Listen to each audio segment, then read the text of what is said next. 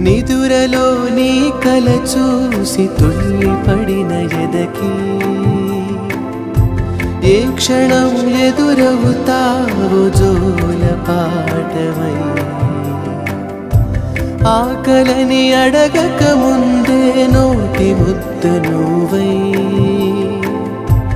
ఏ కథలు వినిపిస్తావో జాబిలమ్మ